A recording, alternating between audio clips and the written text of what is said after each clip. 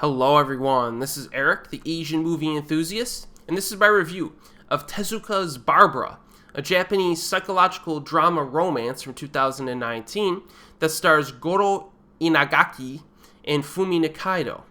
It is based on a manga series called Barbara from Osamu Tezuka, and the film itself was directed by his son, Macoto Tezuka. Very interesting director. I've covered some of his films on my channel already. I did a separate review of Black Kiss, and I mentioned Hakuchi the Innocent in my recommendation videos for 15 more Japanese films from the 1990s that you should watch. So check out that list. Now, as it turns out, Tezuka's Barbara is one of the more interesting films from the past few years, in my opinion. So Barbara is like an adult-oriented fantasy tale, filled with love and the occult by Osamu Tezuka's reimagining of something called the Tales of Hoffmann, which I'm not familiar with. Now, its story basically deals with an erotic and bizarre experience, or experiences, of a famous novelist called Yosuke Mikura, played by Goro Inagaki, whose life is tossed upside down by a mysterious girl named Barbara, played by Fumi Nikaido. And it's a controversial story, kind of, and it deals with various taboos such as forbidden love, mystery, art, eros, scandal, and occultism. And it was said to have been impossible to be cinematized at the time of its original publication decades ago. So this is kind of an interesting little flick here.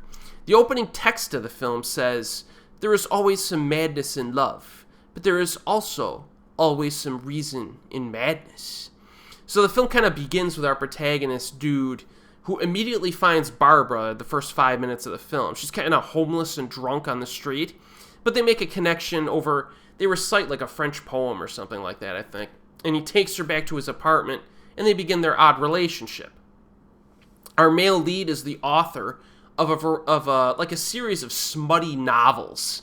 You know, think 50 Shades of Grey, but written by a guy. And we realize early on that he's kind of embarrassed about it. He wants to elevate himself to be like a legitimate author. And we also realize that his outlook on women is rather pessimistic. At one point he says something like, there's no demon as bothersome as a bad woman, but there's no demon as pathetic as a good woman. So this guy has some mental problems, and he's trying to work them out. And his interest in this new muse, Barbara, only aggravates his situation. So if you're familiar at all with Macoto Tezuka's other films that I mentioned earlier, you will know that he makes kind of unusual, weird movies that have unorthodox characters and situations, and Tezuka's Barbara is no different. Character interaction is interesting, as is the dialogue. There are some references to muses, the Greek goddess Mnemosyne, I don't even know if I pronounced that right, and other stuff. So there's some interesting stuff here.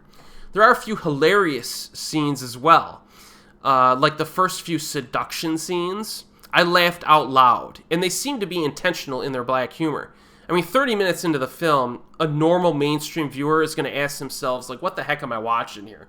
It's one of those movies. I mean, it's not outlandish to the point of not understanding what's going on, but it definitely has its weird moments in it. Some people might bail on this film after the first 30 minutes. But for myself, I was like locked into this film early and often. I have actually watched this film 3 times over the past month. I've been kind of backlogged with reviews, so I haven't been able to kind of fit it into my review schedule until now. And one big reason for this rewatchability factor is Fumi Nikaido herself. I mean, I've been a big fan of this actress ever since I saw her in Why Don't You Play in Hell? And she's been in a number of entertaining films over the years, and she represents one of the most talented and respectable Japanese actresses of the modern era. Perfectly cast here. She has a stunning beauty to her, but also a dark, like, playfulness at the same time. She's very intoxicating in this, which is the perfect type of actress you want for this role.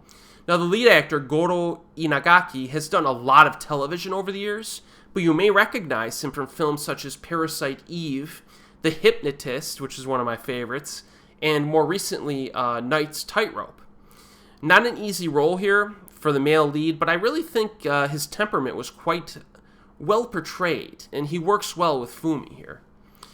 This director also has a history of making his films very stylish, very talented at kind of like, I guess you could say, style overall in filmmaking. But this talent is elevated even more by the presence of Christopher Doyle, who is a big-time cinematographer. He's worked with Wong Kar-wai, etc. And he's the cinematographer in this film, so it's very nicely shot, good use of color, especially during the night scenes, which have nice shades of like red, green, blue, etc. There are a few recognizable spots in Shinjuku that are right near the hotel I stay at when I go and visit there, for vacation, which has been a while at this point, but I definitely recognize those spots.